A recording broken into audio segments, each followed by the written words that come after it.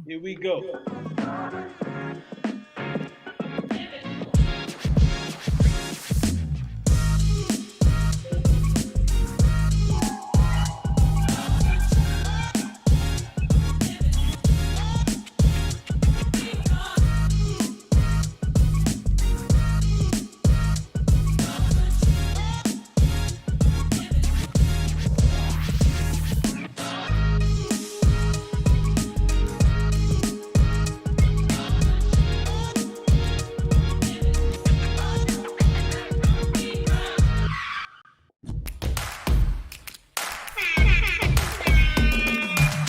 There's audience. Y'all good tonight? Because I know I'm good. Is everybody good? Oh, so why are you acting surprised? You know Lenny is too busy out walking 5 miles again. That brother gonna walk till he got holes in his shoes. Anyway, I figured I will take over. Nah, I'm just joking. Lenny will be with you soon. So relax and get ready for another exciting. Hello viewers, let me introduce myself. I am Nagosi, a show correspondent from Kenya. Join the charismatic Knight Brothers team as they tackle the game of health, fasting, exercise and blending socially consciousness subjects and even a splash of humor. Watch them go head to head, dishing out tips, recipes, and friendly opinions on their journey to become the MVPs of a healthier lifestyle for all. Family. It's your man, your cousin, your nephew. Yes, indeed. It's Cameron Kendrick back at you again this week. Y'all know what's up. It's time to holler at these awesome brothers. Equavian, Armand, Roger, Pierre, Arden and Lenny. These brothers been working overtime at the Juneteenth festival last weekend to bring you all some great info. So let's get ready to kick this into fire mode. Peace out, KBS fam. What's up, brothers? What's up, brothers? What's up? What's up? Oh man, My man be rolling, man. what's up? The AI guy. Who? Kendrick, yeah, Cameron, yeah. He on it, man. Kendrick Cameron's been stepping in. Him and the other brothers. You know what I mean? So, what's up, good peoples? Linda Tone, good to see you out over the weekend. Peace and love. Who's that? Mimi? Shout them out, Q, as they come on the screen, baby. Sophie and Mimi Lee, what's going on, baby? How you doing? Hey, Margaret. That number one stunner, Margaret's in the house. Margaret Nick, how you doing? That Margaret. Hey, Margaret. Margaret Nick. Yes, indeed. Definitely good to see y'all, people. Look, we are back from Juneteenth. Wow, goodness gracious. There's a lot going on. A lot of work over the weekend, fellas. Yes, sir. That was some work, man. Believe me. But it was fun. Beautiful. Mimi says she missed you at the event, Kenny. She wish you could have been there, baby. No doubt. Yeah, I'll be at the next thing. Uh-huh. The next thing we have it on with the end of June. July. Yep. Hey, Pamela, July. Pamela Williams. Peace and Yeah. love. Whatever it is, we got it all. How you doing, Pam? Got the cookup coming up. The cookout. Already got it The all. cookout, y'all. Yes, sir. Yeah. We will be in Annapolis that entire weekend. So we want to thank y'all for Landings. viewing. Definitely check us out on YouTube as well. We're trying to build a YouTube channel so we can expand and broaden the show. So when you finish tonight's show, jump on over to the YouTube page and just like and subscribe over there so that we can definitely build this show and bring you more great content. If you see value in it, share it to some of your friends and family as well on your pages. So we ask that What's of up, you. Wanda? Welcome. Wanda, I thought you were going to be there Saturday. I was looking for you.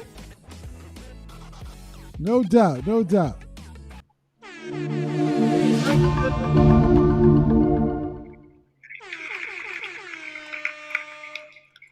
Peace and love. This is the Night Brothers Intermittent Fasting Show, and we welcome you every Tuesday.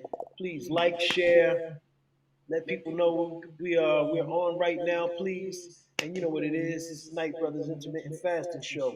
It's where healthy is the new sexy. That's why all these sexy people are right here that just tuned in with us. Appreciate you guys. Peace and Yep. love. Melody Butler, thank you for joining us on YouTube. See, Melody got that little red sign there. Thank you for helping us build our page by joining on the YouTube page and checking us out. Vonda said she was in North Carolina, Q. She was attending some other events. Uh-huh. Yeah. And thank you, Linda Tongue. Linda Tongue had an interview. We're gonna see if we can size that up when we get a second throughout the course of the night. My man. What's up, brother? Richie. Peace. Richie, we on the way to you, baby. We on the way to you. P.I., tell them what's going on with your album and everything. You just released it last weekend. Yeah. Just released the album on the 17th, and also the video for the Dynamite album. And I gotta put my shout out to the Night Brothers for helping produce this thing. And the response has been great. Everybody has been loving it. They've called me and telling me and texting me they've seen it 4 or 5 times. So please do, guys, like and share it. Please like and share it. So the algorithm can take over and everybody can see it, because it was given to me to share, and I just want to share it with everyone. Thank you, everyone, for your focus, my speed. I think it's got some funky stuff on there, and again, thank you so much for the fans and the friends and the family and everybody. It's awesome. It's from the heart. Awesome. Hey, Q. I want to welcome Darlene Collins. I want to welcome Richie Bush. I want to welcome Joanne Jenkins, Michael Matthews, Emma Ireland Thomas, and so many others who've joined us in the last couple of seconds. Welcome, guys, to the show. Great job, Q. Great job, Q. Hey now, and hello to all my handsome Night Brothers host. It's your girl Ngozi. And I am doing a double duty tonight because Linda Lynn is still recovering from hanging out too hard at the Juneteenth festival. The last time that she was seen, dropping it like it's hot and jamming to Rakim. So Mr. Fast Master Equavian, are you there? I just want to make sure so you can quench my thirst like you do for Linda. Oh, I got you too. Is that okay, Mr. Fast Master? Sure enough. Okay, so go ahead and serve up tonight's What's on Tap. Okay, we got some tasty beverages again tonight. We only got a couple of them tonight, though, but both of them going to be thirst quenching, okay? First on tap, our first beverage of the night. Going to be served up cold and frosty. Going to be the Amazing Cultural Celebration follow-up show, as we follow up from the Night Brothers perspective on the Juneteenth. And we're talking about some of the interviews and things. If you didn't catch them live, this is a chance for you to do a little bit of it now, and you can catch the bulk of it on YouTube. Following that, a second tasty beverage of the night. It's another good one. The sights and sounds of Saturday's festivities, Juneteenth. And we're going to cover some of that. And I'm sure you guys are going to find that very, very interesting.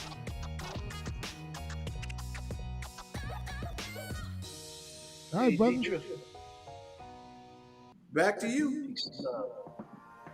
As Q said, tonight we're going to do something a little different. We're not going to attack Juneteenth from the perspective of, the usual what went on there, because if you was there, you saw all of that. You saw the performances. You saw what happened.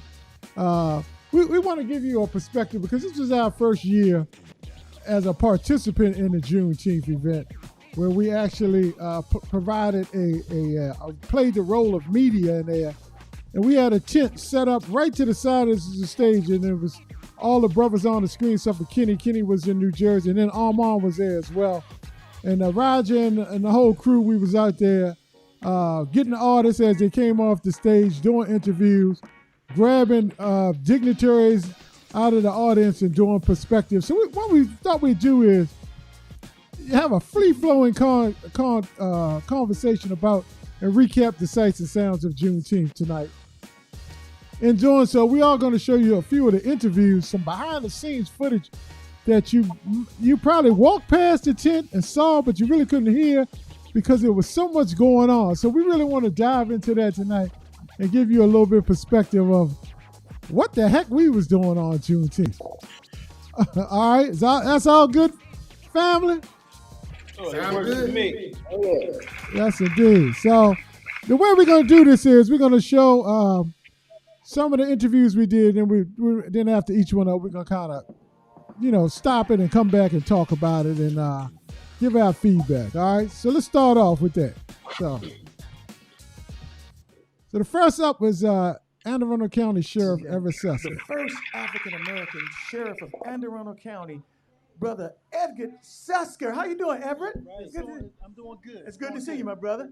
Along with my Absolutely partner. a pleasure. Indeed. No So, trouble. so first of all, I know this has been an amazing journey for you. Could you tell us just how this came about? If you give us just a little synopsis of how this came.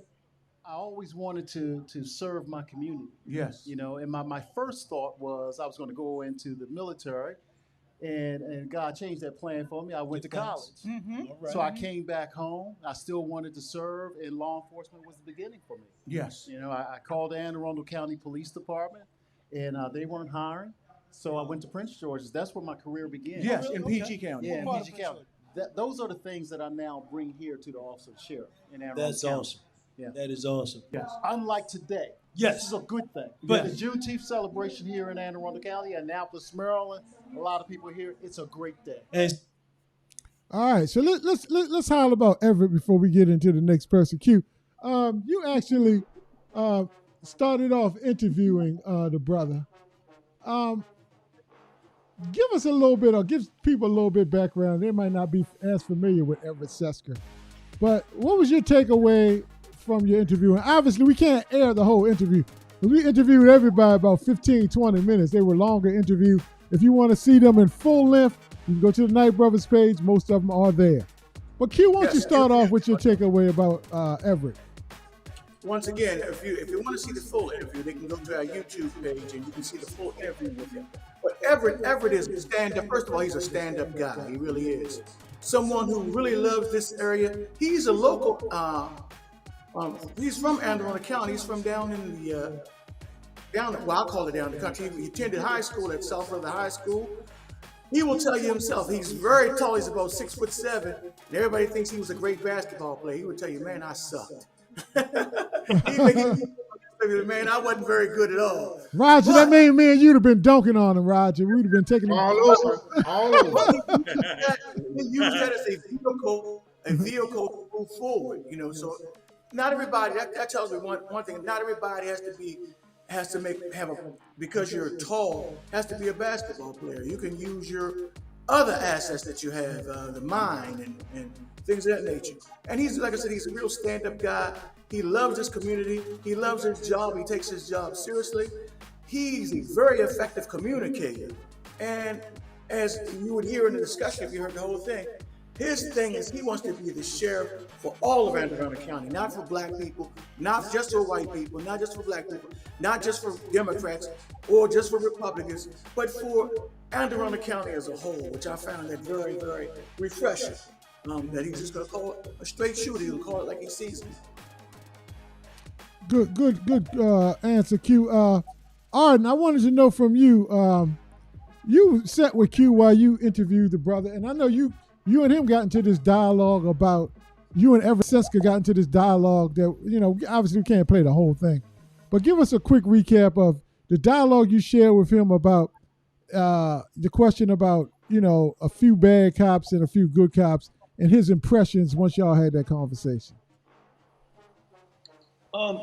Overall, he was stating that, most of the police you see, and it's understandable, most of the police you see are good officers. There's a few bad apples that usually kind of mess up the whole situation. Just like in a community, when you go in a community, I don't care if it's the South Bronx or whatever the worst community you think you could go into, there's a lot of good people. Most of the people are there good. It's usually a small minority or a small percentage, I should say, that are acting out.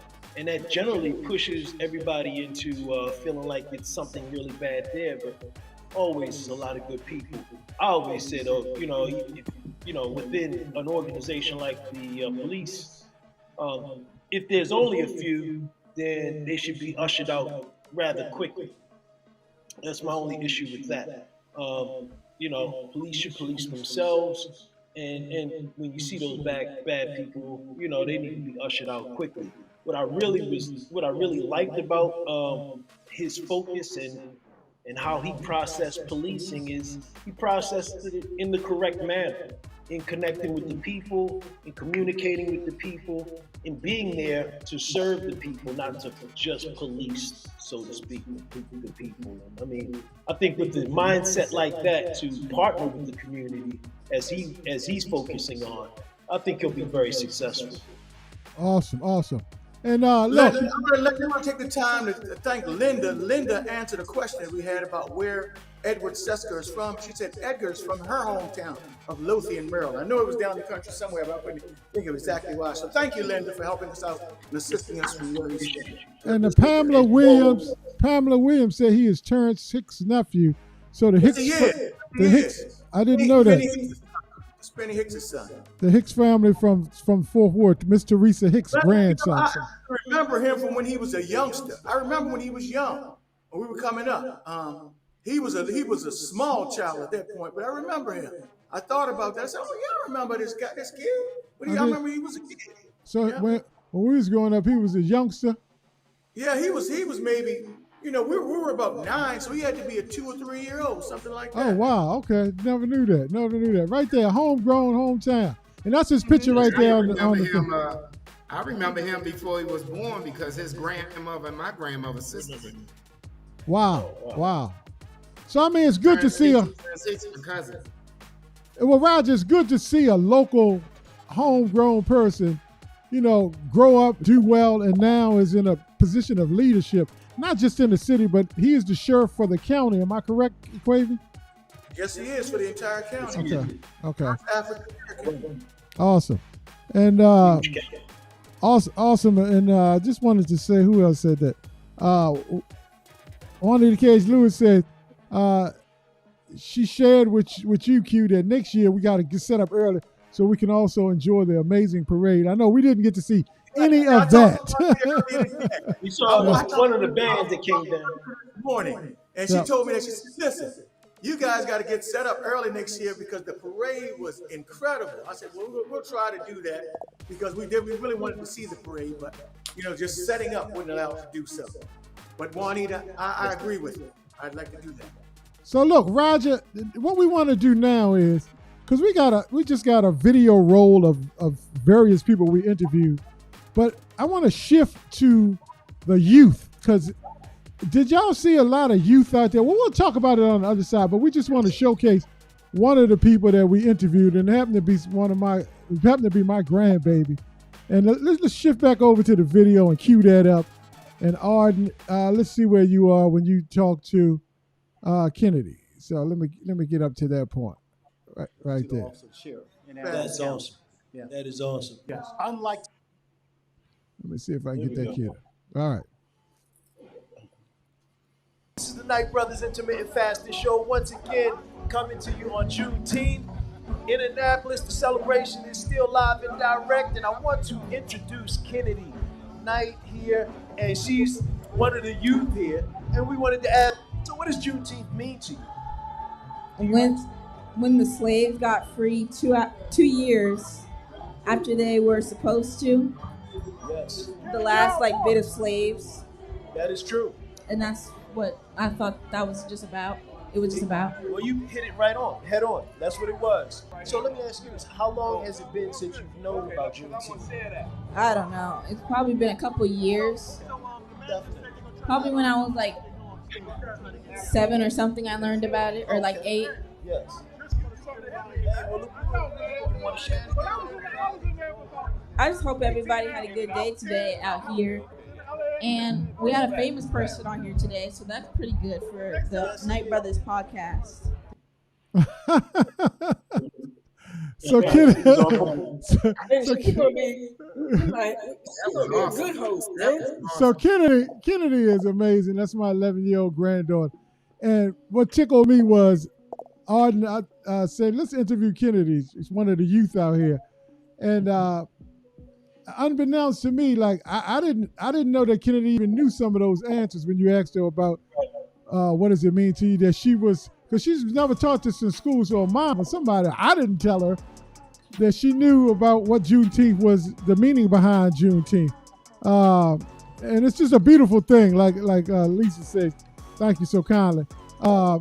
She did an amazing job to me. I was proud to see what Kennedy said. And but she said what tickled me was when you asked her, well, when did you first find out about Juneteenth? She said, oh, a few years ago, all the way back when I was 7.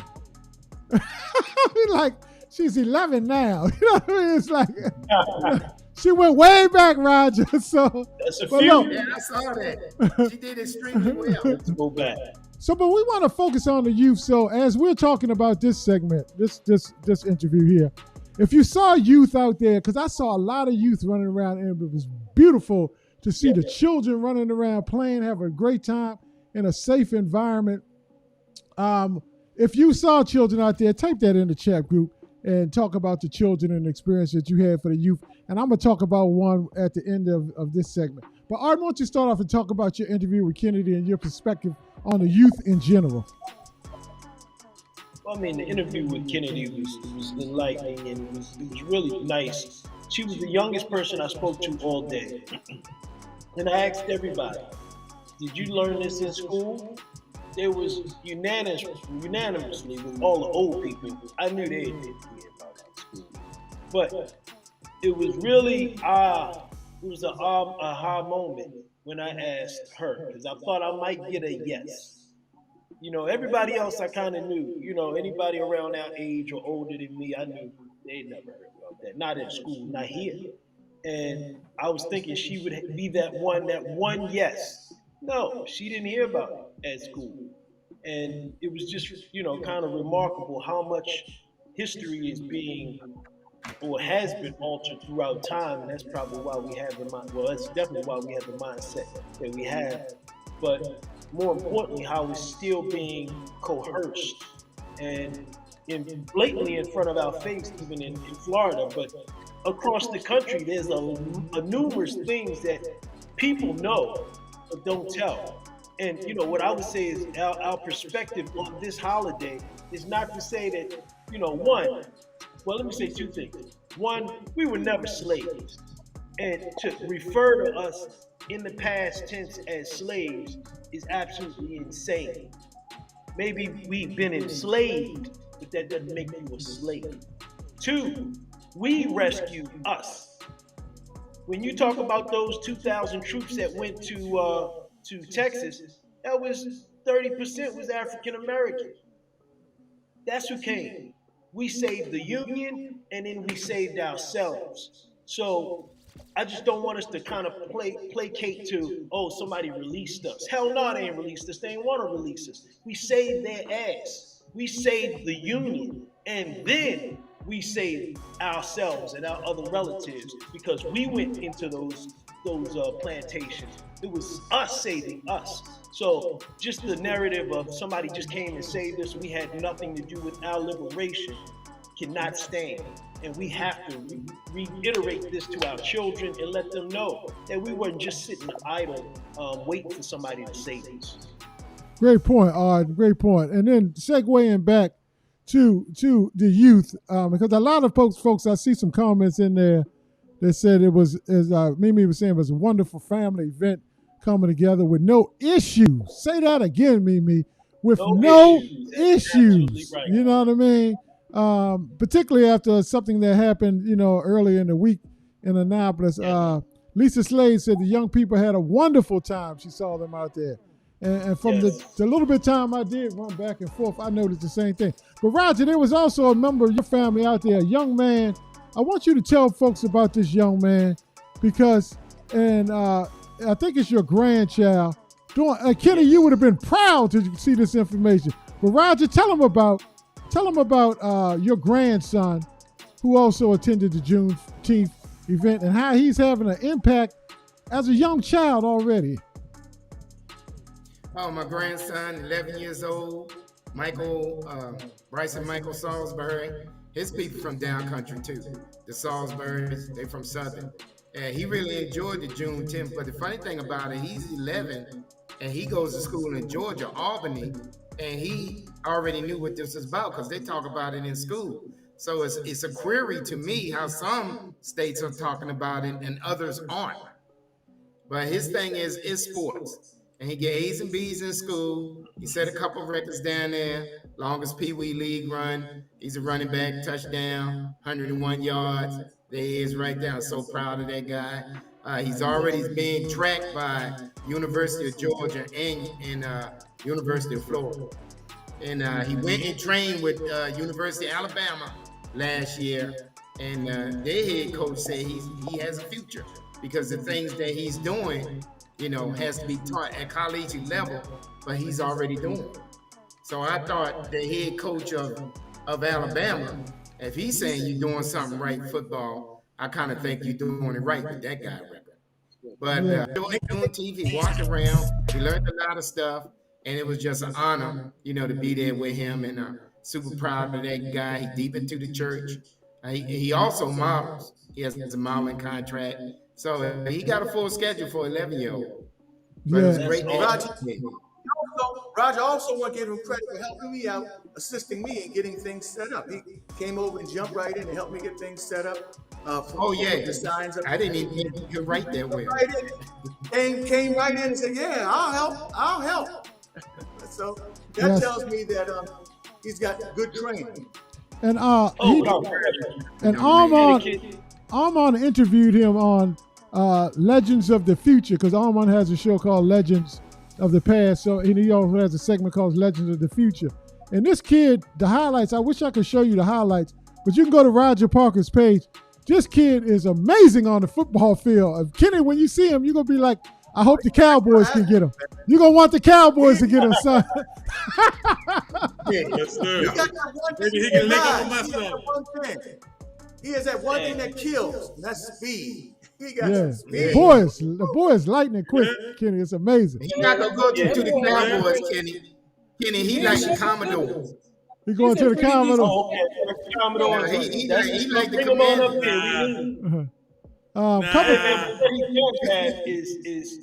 He's trainable, he's coachable, and incredible attitude, because you ain't nothing. I don't care how much talent you got a messed up attitude, you ain't going right. He's got that. That's the same thing my son coach told me about him. Anything he wants to do in the world. Yep, he's coachable, you listen. Yep, Juanita Cage Lewis, you're right. As Whitney sang about the youth, believe the children are our future, teach them well, and let them lead the way. Amen to that. Couple other comments about the youth that was seen out there. Erica Nadine, I know you attended some activities in Baltimore, and we want to hear about the different experiences, not just in Annapolis, but other places that people celebrated Juneteenth, because it is a diverse culture situation that a lot of different ethnicities attended the one in Annapolis, and I was very impressed with that as well. But in my experience with the youth was, I was going to the restroom, taking a break from interviewing, and these three young kids of different cultures, one of them white, two of them was black, and you know the kids come up to you with their little cell phone, like it's a microphone, and put it in your face. You seen those videos on YouTube and Instagram? Right. So this guy came up, because I had this Kobe Bryant shirt on, Kenny, and he said, "We interviewing people on their swag." He said, "You got some nice swag on, mister." I said, "Yeah." So they started interviewing me, and I was tickled, you know what I mean, that these young kids, because they was doing something positive out there on Juneteenth, and it was just good to see. And they had to be about 12, 13, 14 years old, something like that. That's awesome. So, absolutely. Future broadcasters of America. Exactly. You know I like that because it was in our realm. So let's go back to the video. We watched Evan Sesko. We watched Kennedy. So let's go to the next video and break that down as well. Let's see what we talk. Who was next up on our show? Beverly Crawford. We got a famous person on here today, so that's pretty good for the Knight Brothers podcast. So Beverly Crawford was the next interview. Check this out. She was amazing. And in the name of Juneteenth. Yes, Juneteenth, that's it. And what I love about it, my son was born on Juneteenth. Oh, wow. Yes, that's right. So he's celebrating this weekend too, and so it's an honor. That's beautiful. Now let me ask you: did you hear about Juneteenth in school? No. And it's flabbergasting to me because nobody's heard about it in school. Did you learn about it in school? No, in fact, I don't think any of us heard about Juneteenth until just a few years ago. My son was, because we lived in Dallas. I was about to say in Texas, friends of mine. So he found out. That's how we first found Yes. out in Dallas because he was in school. And it was like, what is that? What is that? And then they celebrate. Yes, they had they little big things, celebrations. And I went and sung to different little things that they had, but it wasn't as big as it is now because they didn't know about it. Yeah, but that's the first time I heard about it. And he's 28 now, but I think at that time he was like maybe 5 years old when they started talking about it and giving us more information about it. Well, if some people have it their way, we may not hear about it anymore. That's so we right. need to archive our history. Yes. So we continue to spread the word. Yes. Tell our own stories. Yes, Indeed. That's right. Yeah. So, Sister Crawford, I want to know. You talked a little bit about your testimony earlier, your own health, your own health crisis. Yes. Why do you think it's so important to share that and share your story? Oh my God, it is so important because so many people. What I found out, a lot of people are so embarrassed about them going through these sicknesses. But you need to talk about it so you can learn how to take care of yourself. Yes. And don't be afraid to ask and share. Did you know when you were little that this was what you were going to do? That voice was going to carry you through your life? I lived out in the country. I would imagine that the grass was my audience. And I would pick up a stick and imagine the stick was my microphone. My mother would be hanging up clothes on the clothesline. And I would be out there singing. And what I seen came to pass. All right, well, we're gonna come back to Rakim, but yeah. So let's talk about Miss Beverly Crawford, man. Amazing woman, man. Absolutely amazing. Q. Yes, sir. What was your impression of Beverly Crawford? Now, I'm not a big gospel listener, but she was just so down to earth. I mean, she's a big gospel artist. Can you talk about that a little bit? Yeah, first of all, I want to talk about her and the choir's performance on Saturday. They were incredible Saturday. They brought the house down. I must say, her and the choir, they were very, very impressive. They moved the crowd. They had in the gospel genre, they were a little diverse as well, as was this other group called Divine Anointing. But I thought they did an excellent job. And as an interview, she was very down to earth, very forthright, and breaking down her whole situation. Once again, if you want to hear the entire interview, you have to go to our YouTube page. But she had a lot of interesting things to say, and Arden could probably comment on that a little bit further on. But I really, really loved the way she handled herself in the interview process, and really loved the stage performance. Absolutely. Arden, I mean, talk about your interview with her. What were some of your takeaways and some of the things that impressed you about her? You know, her confidence and her openness to talk about how she struggled with, you know, how she saw herself and go through that and grow through that. The fact that she felt like, you know, how am I going to get out here? And she just had the focus to keep singing and her vision. And she talked about her vision, like how she saw the grass as her audience. And that just kind of grew on to the point where it was so funny that the funny part of the story we didn't get to is she said she did that when she would sing to the grass while her mother was hanging up the laundry. And she said her neighbor would come out there. First, she saw her mother hanging up the laundry. She said, "Hey, is your daughter coming out there to sing? Because if so, we coming out." Like, you know, just to naturally get that type of love from around the family. And then, you know, just the gift of growing up in church and being able to sing in church and cultivate that confidence. Because she said they picked on her at school. But then after a while, you know, you go in and develop your gift, and then people start looking and celebrating you because of your gift. But just her perseverance and, you know, as a child, you know, growing up was amazing. And Wow. then just her love for the gospel and her love for people. And I think that's really what comes across when she's singing. Is the fact that she ain't just singing to sing. She's singing because she loves the people she's singing to. And how they say, she loves the Lord. So, So, look, I want to tell you about Kathleen. Kathleen, and then the sister that was interviewing with us from what is it, iWomen TV. iWoman TV, yeah. Yes, the young lady that you see right now, she was amazing as far as interviewing. Go back and check that interview out, and I would say go buy her music, if you know all the stuff that she has out as far as an artist. But, and the woman, this is Kathleen Triggs Jones.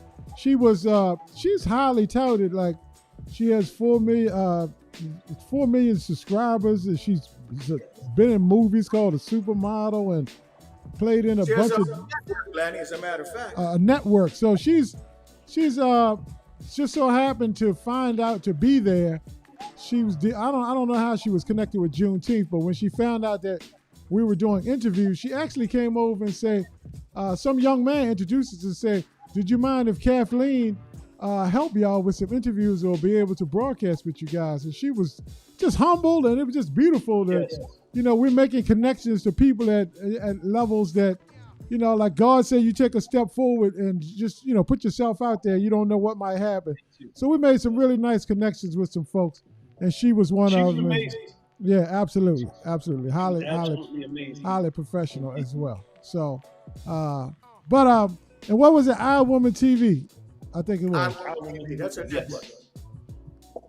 Definitely check that out, because she has a lot of strong content for women. Absolutely. For everyone. Yeah. And great comments, family. Erica says I think she was, Afram was in Baltimore. It was hot, and Afram was in Baltimore that weekend. Wow, that was a heck of a turnout for Annapolis. Then if Afram was in Baltimore and Annapolis had a turnout like that, that was amazing. Yeah, it was. It always ends up being that same weekend. It was same weekend last year too. Because they're trying to divide us. Yep. How about it? Back on to the youth. Lisa Slater said it was great seeing several young entrepreneurs selling products, and it was so awesome. That is great. And keep your comments coming. Linda Tone said Beverly Koff took us to church as always. Oh, yeah, she was great, Linda. I agree. She was very good. Her and the choir were very, very good. Yep. The house. Juanita Cage always has great comments. Only one issue that I had that Juneteenth was celebrated in other areas is that Afram is celebrated the same weekend. Now, is that no longer has its own weekend? And she's missing it because Annapolis has too many wonderful events happening. It is 2 days, so you know. I know last year I went to the Juneteenth on Saturday, and I went up to Afram on Sunday. I forgot it was this weekend after we did everything we did Saturday, to tell you the truth. And my wife is joining us on YouTube, and I shout out again all of you viewers that's watching on YouTube, Pam Hicks, Melody Butler, as well as my wife. Thank you for joining on the YouTube channel, because we're really trying to get to grow that channel, because that channel is going to become more than just Night Brother live shows. It will be other great content that we're going to start to air on there that we cannot do on Facebook. So if you guys can all join that at the end of the show, just go over to Night Brothers. Just go to YouTube, type in Night Brothers show, and it'll pop up, and just subscribe to that, because then you'll start, and hit the bell notification, so every time we post something, you will get informed about that. So that's correct. Anyway, let's go back to the video and see who was next up that we interviewed, y'all. And obviously, y'all know it's Rakim, because I just said that a little bit earlier. So let's go to Rakim video. And it was an honor. We're going to talk about that in a second. But the legendary Rakim joined us. Love, it's the Night Brothers show. And right now, you know, you already know. It's the God. It's the God Peace MC and love. Peace right and here. love. That's all we Peace and pushing. love. Peace Yes, and sir. love, man. How you feeling, my Pleasure. brother? Great. Thank you, man. Show Thank was lit. I mean, everybody just loved it. It was fire. You know, it's what you do every day. But Thank it's a you, gift thank for us to see. Thank you, You know my what I brother. mean? We appreciate your presence. Man, I appreciate Without that. question. Appreciate So, that. real quick, this brother right here is, you know, you don't even have to say his name, but you say it. what I want to ask you, Ra, Yes, sir. what still inspires you to continue to do what you do after so many years and being a legend? I think just my true love, man, for music and hip hop and the art of rhyme. You know what I mean? Rhyme, It's like, okay. it's hard to imagine, as I get older, me getting to a point where I'm not gonna love it or have to stop. You know what I mean? So, it's one of them things. Right. So the Seventh Seal, that was your last album, correct? Was that your last Oh, album? yeah. So phenomenal album. If you haven't bought that album, you Get need that to go out. out and get that. Thank you. Period. Point blank. Thank Are you working on anything currently right now? Yes, sir. Yes, sir. We got a couple projects on the table, man, and just feel good getting back in the lab, and it's time consuming. You forget. I forget how much time that it take me to do what I do, man. But I love doing it. So yeah, man. You Back do in the take your studio. time. You do Yeah, take your you know what I mean. It's a process. It ain't just I don't just sit down and start writing, man. Right. But So yeah, what I is love it. and quickly, because I don't think a lot of people really understand what that means and what that takes.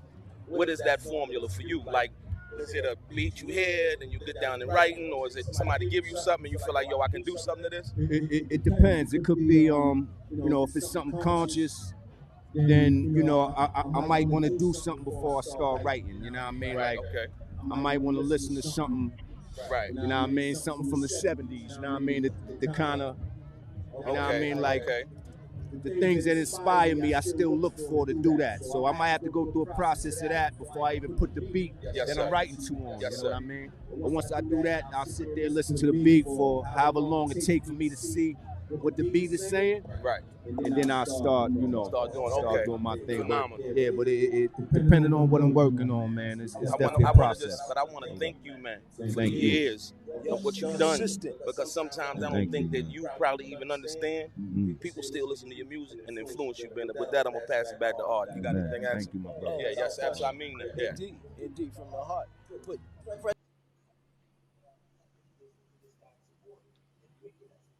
since we here Juneteenth, I've been asking everybody two questions. One, did they teach you about Juneteenth when you was growing up?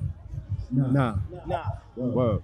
So, what do you think the impact of people understanding that this is really the real liberation day for America?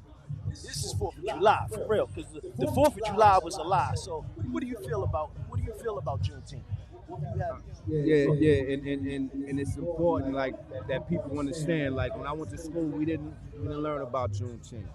I didn't start learning about Juneteenth till I started touring, and it became a place that we would perform for Juneteenth.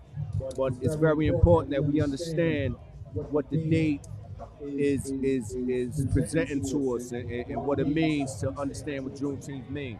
And like you were saying, July 4th, is not, it's not too much independence, that happened on July 4th, So, we have to understand what our cause is, and everybody got to pay attention because just like, July 4th is a big celebrated holiday, Juneteenth, we should celebrate this the same way. Everybody should be as enthused as the rest of the holidays, you know what I mean? So let's make sure that we understand, this is for our culture, and next year it'll be bigger, the year after that it'll be bigger, year after that it'll be bigger, and that's what it's all about, man. Thank you, man. Love having you, man. Appreciate you. You got a role. You know what I mean? One love. Appreciate that. Yes, sir. Catalog. And we'll You see don't you have soon, man. Every joint, get all his joints. Get the mixtapes, everything. Live and direct.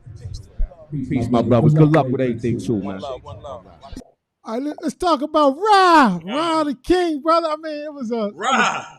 I'm gonna just tell you first of all,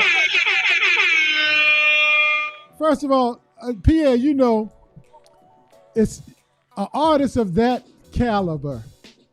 They don't do interviews for free. First of all, you know what I mean.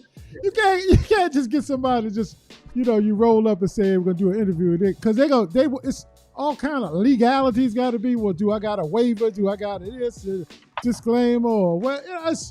The brother just said yes because we was trying to get interviews from every artist on the stage. Now, obviously, we couldn't bring the whole choir out, but we got interviews for a lot of people. We tried to get Vivian Green. She said yes. And then at the last minute, she bounced on us. We had everything all set up. And next thing we know, she was gone. You know what I mean? But so for Rod, we asked him, Rod, can you do something? And he said, yes, it was amazing. So, but Arden, give us your impressions real fast. And then I want to ask a couple other questions to some other brothers. I mean, one, I thought he performed longer than he was going to perform, that day. I mean, the energy was so good out there. He stayed out there, I don't know, 30 minutes or so on stage, which was big. Actually, I think he took some other time, so he cut off the last performance time.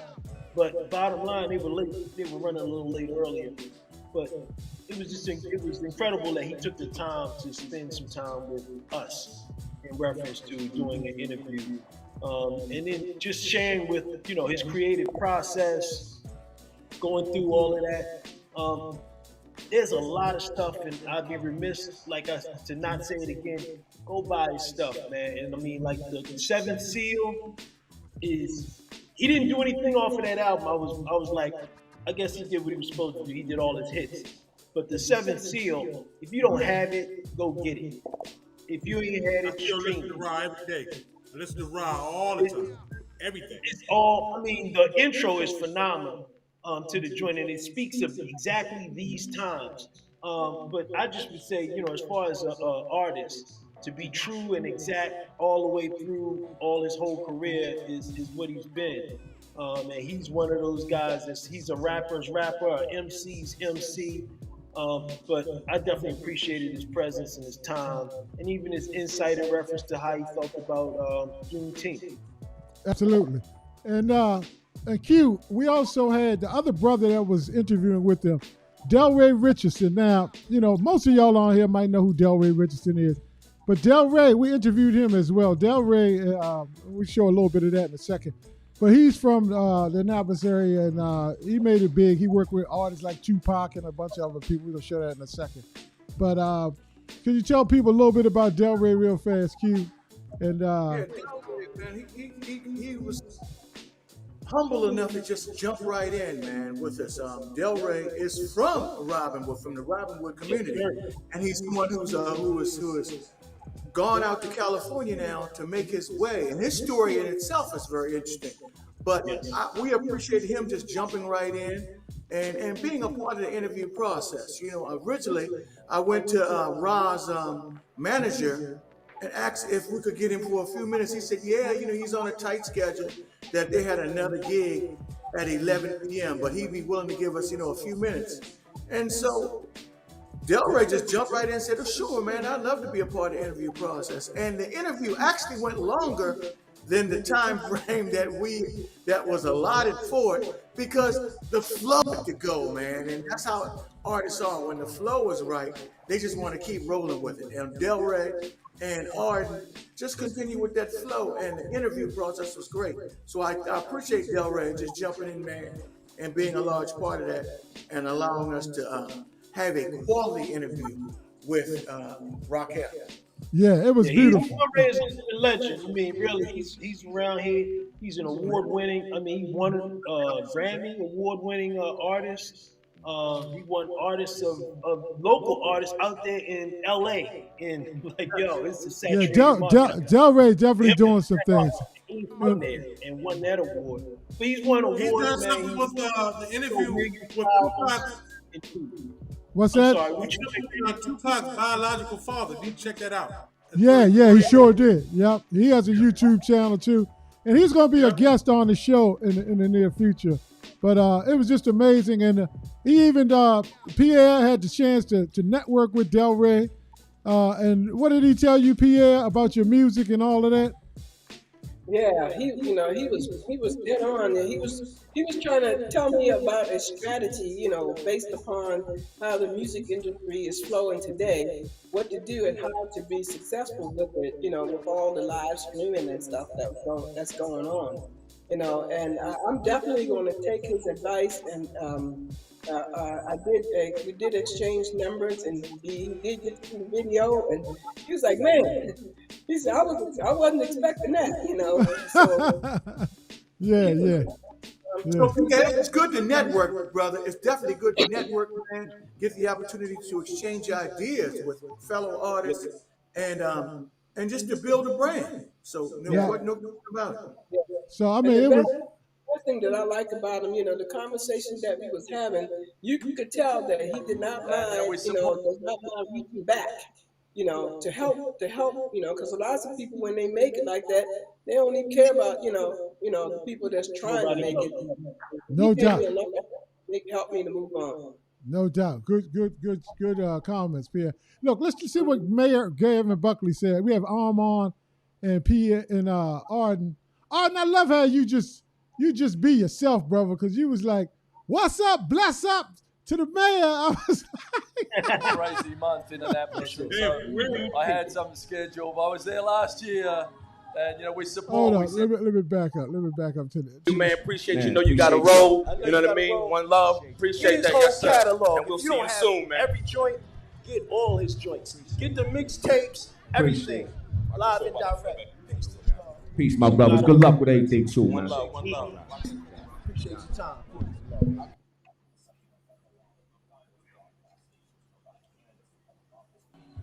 Live and direct. This is the Night Brothers Intermittent Fasting Show. We're down here Juneteenth with the mayor, the man and the myth. Definitely right here for you.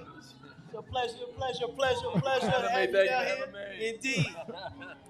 Thank you for having me. Awesome. So much fun to be here. Hey, we're glad to have you. Yeah. And I just want to throw it out there. He said this was the funnest, the most beautifulest, and I'm saying it's on everything, parade ever. And we definitely welcome you indeed. Thank you. No question. So we had talked briefly about the gala last night, and you couldn't make the gala last night.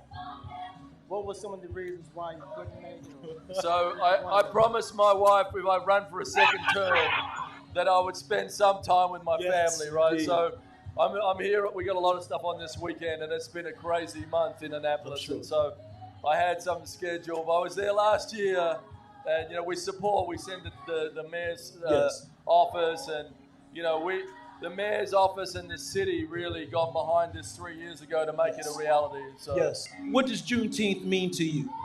So I'm originally from Australia, Yes. and so all we know about slavery and that era is what we see on TV, right? And so I watched Roots growing up, and and then I came to a town where Alex Haley traced his ancestors to, and I learned about the Lord Legionnaire, and I learned about the Rideout family, and I learned about the horror, but then I saw the fact that even in the face of all that horror and all that hardship, that people rose up, and really, you come to today's event and it's all about love. It's not about resentment or anything like that. It's about being optimistic, and it's uplifting, and so it's just amazing to be part of that. Hey, well, appreciate it.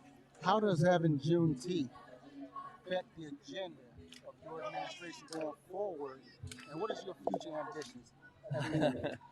So my agenda is to make this, one of the most inclusive cities in the country. I think we're on the way to do that. The work never ends, right? But before I got here, there were not pride parades. There were not Juneteenth events. That's correct. There were not Hispanic flags from the bottom of Main Street all the way up West Street. We've tried to include all communities and make all people feel welcome in this city. Now, some people hate that.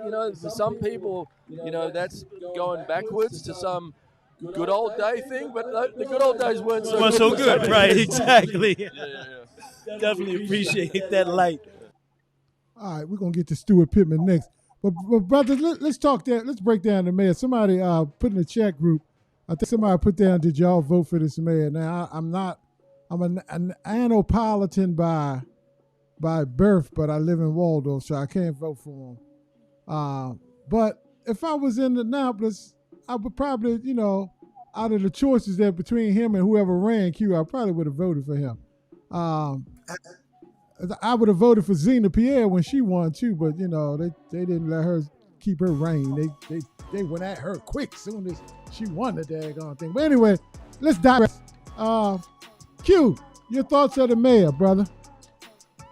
Well, actually, Mayor Gavin Buckley he is a great guy, and his leadership is different in a sense that, he does things in his way, shape, or form. And he's really bought into this community. And he backs Juneteenth, man, in a way that I was impressed with. Listen, I'm gonna tell you something. Juneteenth is an event that is growing exponentially. And he is the guy who is behind it. He pushes this thing, man, from a financial standpoint, from a standpoint of supporting where and what can be held, and like things like the Annapolis Naval Academy Stadium that may be available to us in the near future. Gavin Buckley supports all that, man, and I am very, very pleased that he's on board with the Juneteenth committee, with Bishop Coates and with the others in the city. And he sees the vision, and he sees how this thing is growing, and he connects with the city, man. And I am so glad to see that connection take place. Can I interject? Yes, you can, brother. Yeah. I had a conversation with him, and I had a conversation with him a few years back, and at Chambers Park, and he asked me what did I think since I was born and raised in Annapolis. What do I think? How can he bring all the communities together? And I thought that was impressive. Coming from somebody from Australia, just became mayor, and he's asking, for help. So I told him, I said, to be honest with you, we need an outdoor amphitheater. I said, why do we have to go to Columbia? I said, Annapolis is the music town. And I said, if you do your research and go all the way back to the 60s and 70s, you'll see what was the music town here. So I'm just saying, that is actually in progress now. It's going to be a few years, but we're going to have an outdoor amphitheater downtown in Annapolis. Wow. Wow. He showed me the plans, and the first thing was to tear down the parking lot and put a bigger parking lot. So that's in the meeting, that's how it works now. And the next thing is he's gonna raise the dock by 6 feet so it doesn't flood anymore. And then he's gonna put shops in a grassy area where we can hang out and support local support, where all the local musicians can perform there. Wow. So hopefully that, he stays in office long enough to get the wheels going enough so that don't nobody come in and backtrack that. But I think that would be awesome. I told him, I said, if you pull it off, you're going to be mayor of the century. Good comments, Pierre. Thanks for your feedback on that, brother. That's amazing. That's amazing. And Juanita Luz-Cade says she voted for him twice. And look, she's very instrumental in the city.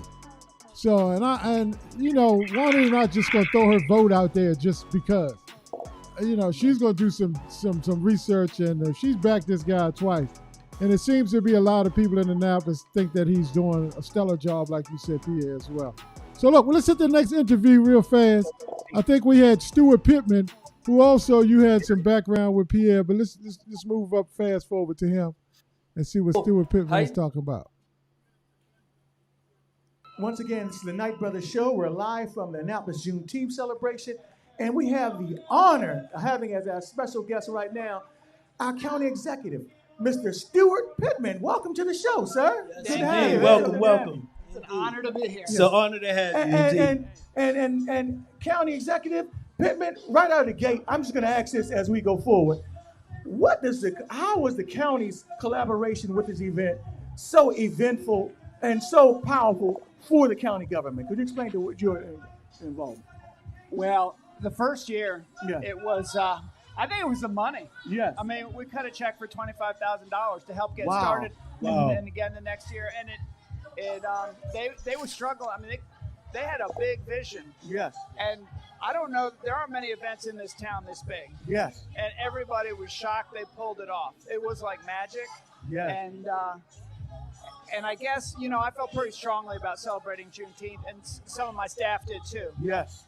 And never understood why it wasn't celebrated more broadly and widely. And I mean, this is what defined America. Yes. Is the institution of slavery. I mean, this country was built enslaved. People who were enslaved, and this state, in this county, and this city were. Without question. And here we are trying to sort of pretend it never happened. So, Yes. Well, my brother has a question for you as well. No, I definitely appreciate that, T. Thank you for your investment in the community and in history, where in this time with history being kind of shunned, so to speak, the truth. But so what does it mean, like personally to you, as far as Juneteenth? What did you? Well, let me ask you this: was Juneteenth taught when you went to school? I don't think so. I don't remember when I first heard the word. Right. And probably when I first heard it, I didn't even know what it was. Right. So it was pretty recent, and that it came back.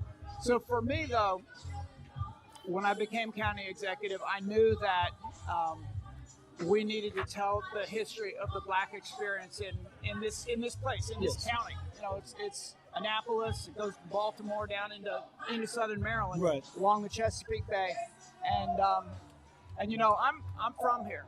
Okay. 8 generations. All right. So I have ancestors that enslaved people that built their wealth. Yes. Their wealth. And off of tobacco. Okay. Tobacco Yeah, definitely big. Yeah. Well, and so I mean, I've never known. I mean, I've always felt uncomfortable about that, right? Right. And I have sisters and brothers that feel that way too, trying to figure out what does that mean? What can we do? You know, should we be doing some kind of reparations or what is it? But if you're in a position like county executive and you do the budget, yes, you know just what to do. Right. It's housing, it's jobs, it's fixing some of the wrongs that resulted from systemic. Yes. Well, all right, let's talk about that because he said something tremendously interesting that I want to dive into. He talked about, well, first of all, a shout out to this young lady right here because this is the visionaries from Juneteenth, and when he said something about nobody thought they was gonna pull it off, and they stroked a check for $25,000. He was talking about Phyllis T. Adams right here, who just, you know, had a vision and did her thing. And I mean, this woman will go down in the folklore of Annapolis history. She really will. And it's just amazing person. It just shows what you can do, man, if you got belief of a mustard seed. So shout out, T. Shout out to my sister right there. Gotta give a big shout out. And then secondly, I'll be remiss if I didn't say it. This was Craig Coates' post on his page that he just said, Annapolis, thank you. You know what I mean? Because he took over this year for Phillips, and it's continuing to grow this thing. It's getting investors and all kinds of people and everything out to kind of help this thing roll. So, Roger, I got a question for you and Kenny. Because this brother said, I'm from here, my family's from here for 8 generations, and we owned slaves. And he said, Roger and Kenny, he said, I'm not proud of that. And my family, and here he is, says, my family's not proud about that. And we trying to figure out, you know, how to right that wrong. And he said something about reparations. Roger, why don't you go first? Because you Command Sergeant Major, and Kenny, since you was in the troops, you got to follow the Command Sergeant Major. So go ahead, Roger. What's your thoughts on that situation? My thoughts are, you know, as his generations came up, obviously the thought process changed. What he saw before didn't agree with him. And so already in his mind, once he got older, he was going to repair that. He's going to, because he felt that brought shame, like you said, shame to his family. So not only do he want to bring, you know, more light to his family and bring more prosperous stuff to his family, as far as the shame of doing that, more pride, he also in turn wants to help the city. Because you got to listen to the subliminals when people talk to you. He said people thought that they wasn't going to pull it off, so they cut a check for $25,000. So that's telling you, if you listen to the subliminal, even in his area, it was other folk that he don't want to call out that was opposing it, but he said, bump it, we gonna do it anyway. Here's a check. Great guy. Amen. And hold on. Got a shout out, pause for the cause for Craig Coates. Thanks for watching, Craig. As always, you've been an ardent supporter of our show, man. We love you, brother. We love you, brother. Yeah. And just great job, man. Just great job for impressive, man. Absolutely amazing. Thank you for the opportunity. The Knight Brothers, thank you for the opportunity. We want to continue with you every year and everything else. And I'm going to just let that be. And any other brothers want to say anything to Craig before we get back to Kenny answering the question about county exec.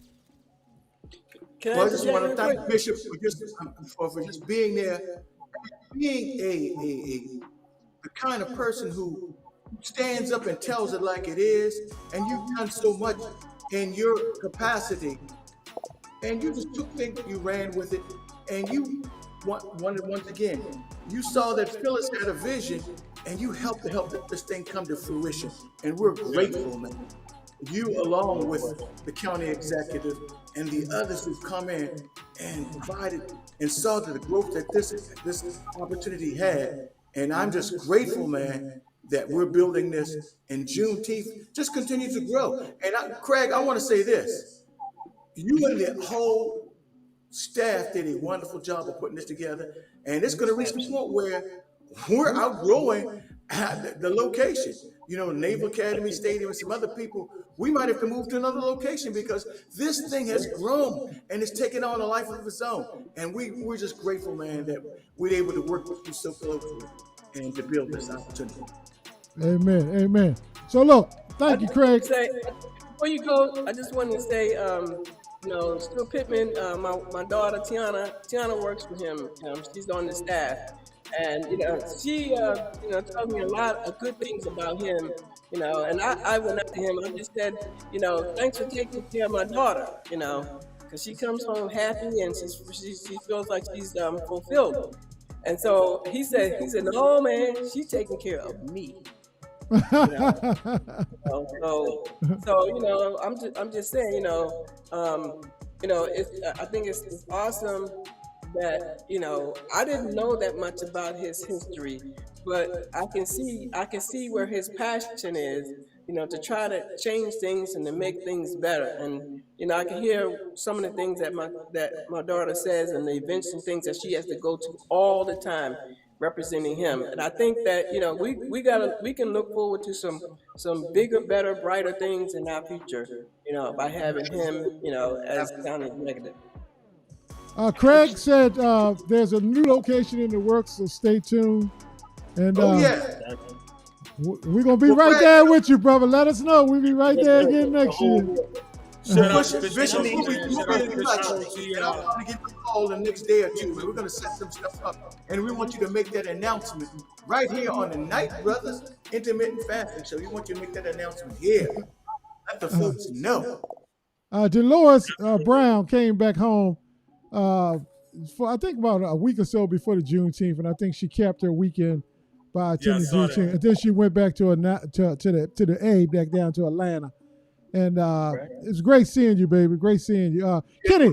Give me your comments real fast, so Kenny, about because that comment that county executive made about he owns his family own. I was just when I heard him say that, because I'm sitting in the board listening to this, working the knobs, and I was like, damn, that was deep.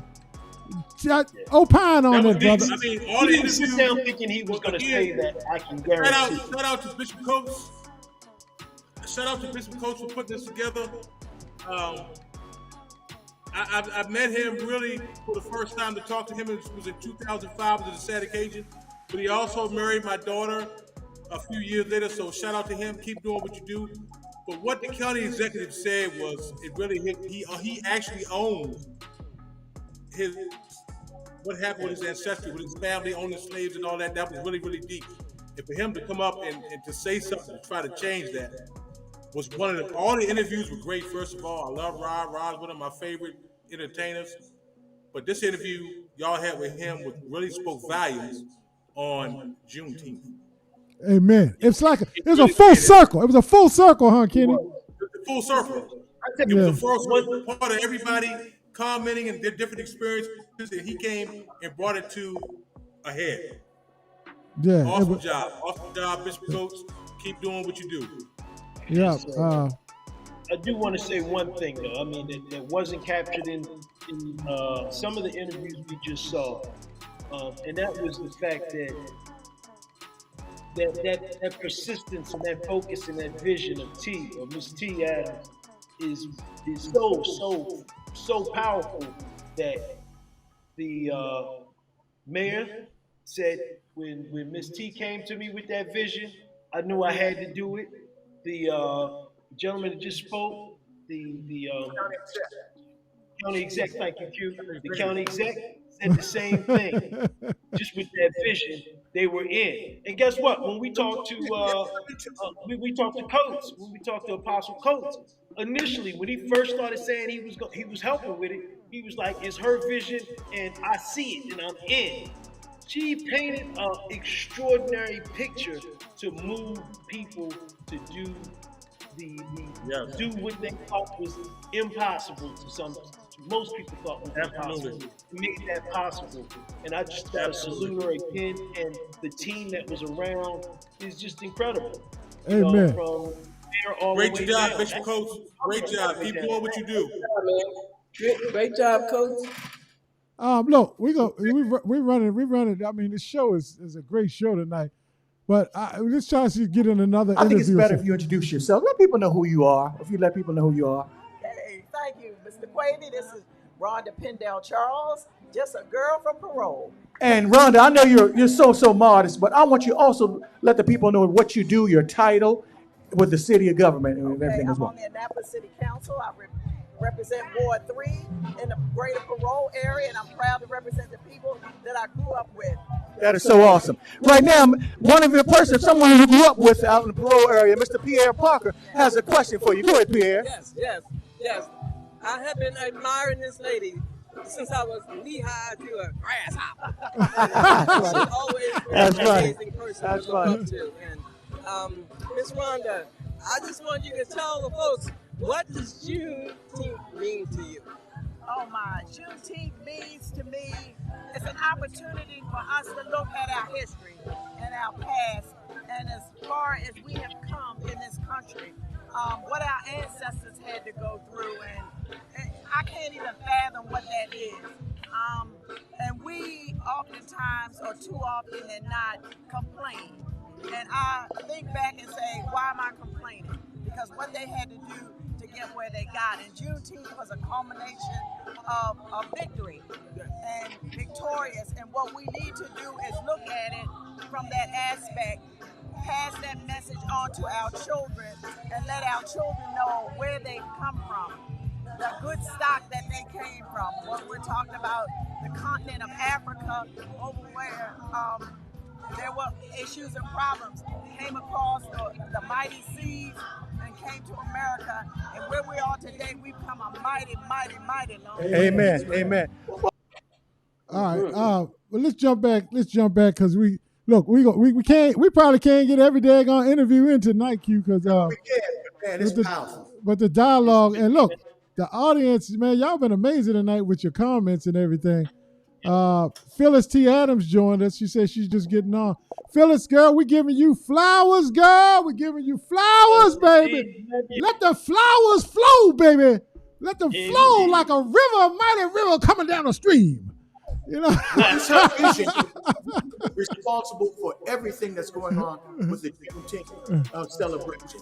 She nailed it, and her vision started this thing, and her and Bishop came together and ran this, and this thing is just continue to grow. And man, this is at the point now, man, where this thing it's unstoppable. Basically, now it's unstoppable, brother. Yes, indeed. Created a legacy. Yes, indeed. Pierre, quickly opine on Sister Charles, man, Rhonda Pendell Charles. Grew up in Annapolis, councilwoman, Annapolis, very humble lady, beautiful spirit. You grew up with her, you saw her. Can you just give us a couple quick words about Councilwoman Charles? Oh man, I always admired and looked up to her, and her mom, her mom is, she lived a long time, and she always had something really, really cool and nice to say, to me all the time. No matter how bad of a kid I was, always had something nice to say. Wonderful. She, the kind of girl that she's just like, perfect. She was in the community at young. She was helping, doing things. When she was, young. She, like you said, had that really, really humble spirit. Very warm, loving, caring person. I can't. You can see. I can't say enough good things about her. It's not enough words. So I think that we should really pay attention and follow her career too. Because she's definitely about down helping people too. Amen, amen. And Emma said, "Parole for life, baby, no doubt, no doubt." Kyra says, "Amen to that." And Kyra also said that the vision was extraordinary. Juanita Cage Lewis says we should have Phyllis back on the show because she has been on the show a few times to see what's in her mind next, and maybe we can set that up. Q, you set up all the interviews, and Phyllis, if you're down for that, just let us know. And we'll jump you on. We'll have you on no time. Look, I'm gonna just do a quick snippet on Del Rey, and then we're gonna have to wrap up. But I want to give the brother his time because we also had so many other brothers like Jeff Brown from WHUR come on and help us out with some things. It's just a lot of people just when they saw what was going on, everybody just came together like family. So let me scroll ahead to the interview with Jeff. While you do that, Lenny, everybody throw a one in there if you want to brother see right here, right here. Run through. Thank you, King Man. Maybe another show. Cuz Jeff, what's happening? Oh man. What's good, King? Oh, wonderful, wonderful. How you guys doing? Welcome, man. We're Brother outstanding Arden, and getting Jeff better. Brown, the infamous Jeff Brown, No brother doubt. Arden Smith. No question. It's a beautiful thing. It's a beautiful thing. What's happening? Man, it's great to see you, one. Great to be For real, seen. for Great real. to be seen. Loving the festivities, all of the people out here today. Man, it's a without beautiful question. thing. Beautiful weather. Absolutely. Absolutely. Absolutely. Man, shoot, we got brother Brown over here. Yes, indeed. It can't get better. It can't get better. But man, look, I just want to welcome you. And one, we just try to give flowers, man, while people are living. Yes, so sir. many times, man, we go to people's funeral and everything, and everybody got something good to say about somebody. Yes, but sir. man, I'm super proud of you. From day one, I remember breakdancing, MCing back in the day. He was the only one that could do the windmill. Yo, no real talk. No doubt. No, For a minute. I could never do it. I'm serious. Downtown Annapolis, take the linoleum down there and doing it. And man, he was the only one that could do the windmill. We would always want him to be on our team because he could do the windmill. Everybody else could do the windmill. So it's so hard to do, right? Yeah, Yo, definitely. but man, it just was hip hop at the time. absolutely. I mean, we was MCs, Absolutely. we was DJs. I was DJing at 13. Yes. This guy right here was rocking it. You know what I mean? When you talk about 13, this young man was in my camp. Yes. When I was campsite director for the city of Annapolis. Absolutely. Recreation and parks in the summer. Yes, sir. And Yeah. so when I saw him grow from cussing me out, going on, cussing me out, running out the back door. Yeah, that was him. At Tyler Heights Elementary. That was him. Yeah. And then coming back the next day and apologizing. Yeah, my bad. If he can go swimming with us. Right. I still want to go swimming. Hold on. He can go swimming with us. These are facts, though. I'm not gonna deny that. He's telling the truth, though. And so to see him go from that Yes. to where he is now, and I told him when we were standing over there, how proud I am. Yeah, See, man. this is blood. Yeah. My grandfather, his great grandfather, brothers. Oh, wow. Absolutely. His granddaddy's Right. a Van Dyke. Yes. My father's a Van Dyke. Absolutely. So Jeff Brown. Yeah. My mother's last name is Brown. Wow. Yeah. When he was coming up, he was doing his thing, and he would send me a package, and I'm doing what I was doing. Right, I absolutely. was listening. Unfortunately, back then I didn't have the freedom to play. I understand. What I did when I did the Quiet Storm. Yes. I was doing afternoon drive, Yes, and he sir. had some stuff that was radio friendly. Right. Oh, right. But, the game is the game, and that You know we what don't it have is. time We to all go know that. Yeah. But he understood. Yeah, the politics of it all. Yeah. Yes. But like I said, and even with that being what that is, he was always an inspiration because when I heard him on the radio, Oh, man. it was always something that you knew was possible. Exactly, You know what I mean? exactly. And I think a lot of times you can process something and you can process it either negatively or you can process it positively Your choice. and use it as fuel or let it be something that holds you down. And I always try to use those positive examples. Uncle Roland, you know what I mean? All of those guys when I used to go to Grand Theft and their band practice and all of those things. So those were the things that inspired me to continue doing what I was doing as far as musically and just keep on trying to be a positive influence and just set an example. Because at the end of the day, we are the example that we set, not what people say about us. So when you live and you do what you do, no matter how hard it was, how tough it was, you know what? At the end of the day, represent to the fullest until your time is up, should I say. All right, Del Rey, that's what's up, brother. That's what's up. Look, one more interview and then we're going to be out. We're not even going to opine on him. But I just wanted to show y'all this video, and then we're going to be done with the video presentations. But this brother right here was just so daggone amazing. I got to show the video before the show was out. The sound, man. I swear, I wish y'all were here, man.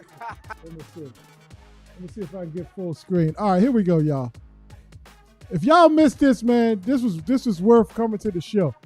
This was an interview that Arden did with the violinist. His name is Demola the violinist.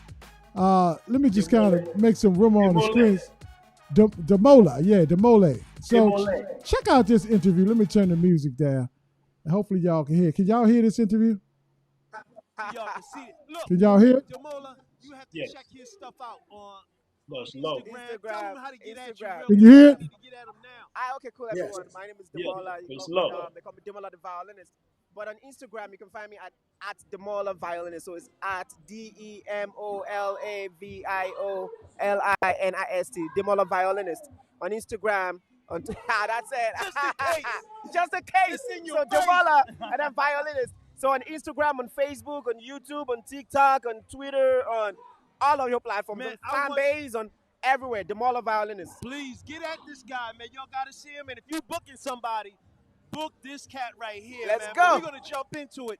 So how'd you start playing the violin? What brought you to the violin? Let me ask you. Actually, right, my brother, he plays the piano, right? He's a very good pianist, so he wanted me to play the violin. And we used to do a lot of stuff together when we were young,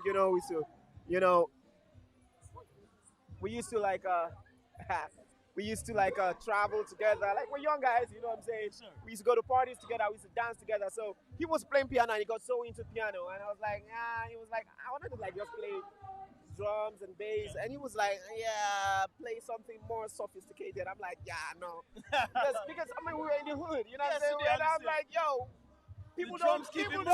Yeah, he's like, nah. He was like, let me say violin. I'm like, no, that's for white people. I am playing that. You know what I'm saying? And it's for slow songs and all of that. He was like, just play it in church, So we got into an argument. And my mom was like, you know what?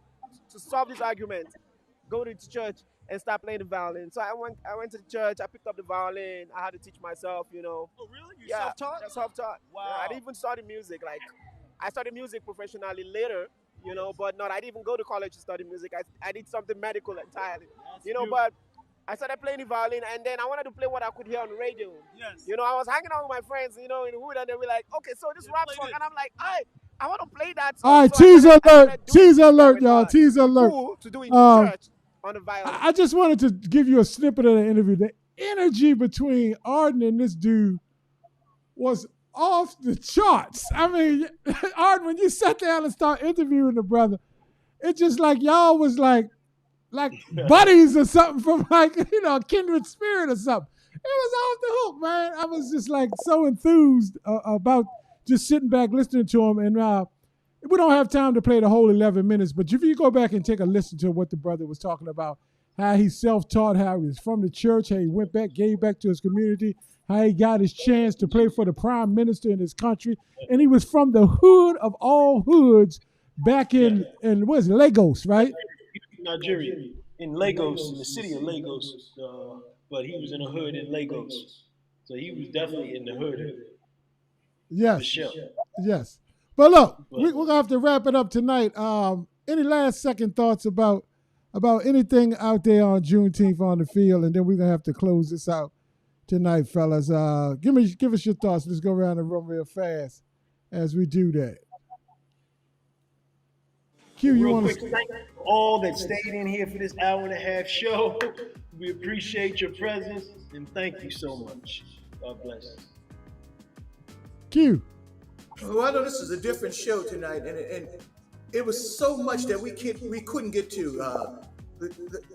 One thing we didn't even touch the Annapolis own police department, the second police department, Jackson, Chief Jackson, Edward Jackson. We had an interview with him, and we had an interview with Keith Colbert. We had an interview with so many other people that we couldn't even touch on.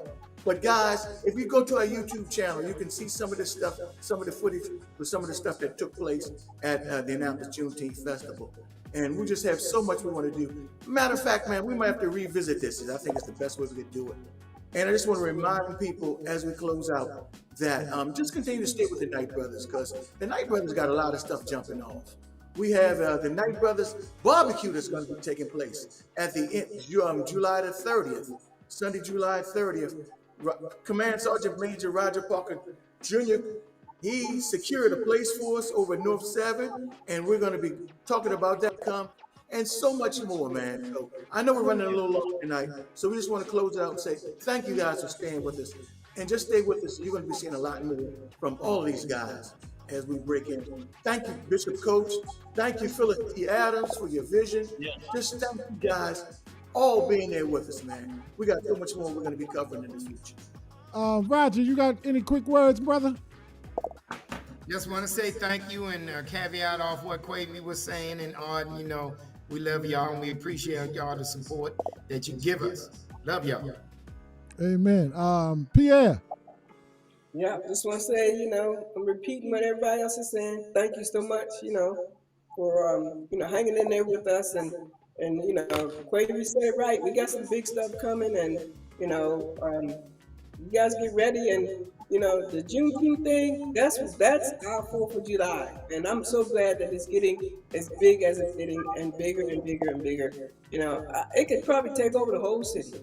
No doubt. Kenny, I know you was out of town, but what do you think about your hometown of Annapolis, looking at some of this content tonight? I see it was a great presentation, first of all, in Annapolis, but I see so much up here in Jersey, so much representation of Juneteenth that I've ever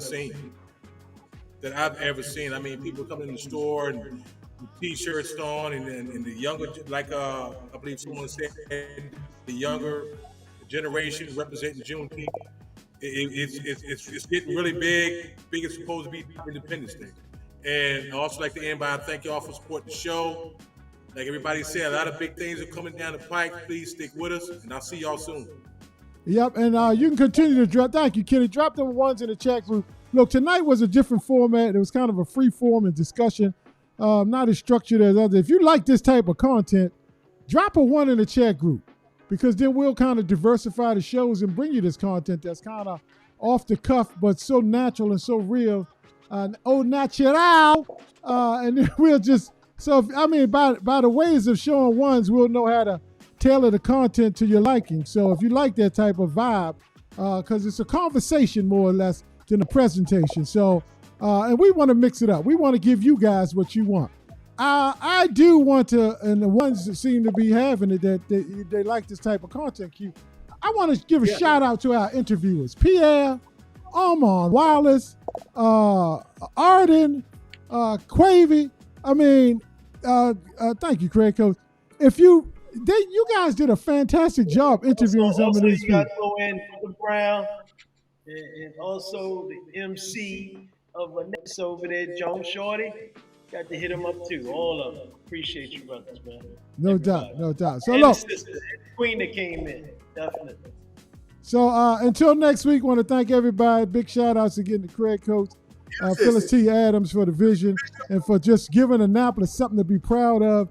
And in a day and time where there's so much negativity and so many problems that we have, this is a moment that we all walked away from that night feeling good inside. The fireworks was amazing. It was just, it's too much to cover in one show. We might have to show some of the rest of the interviews.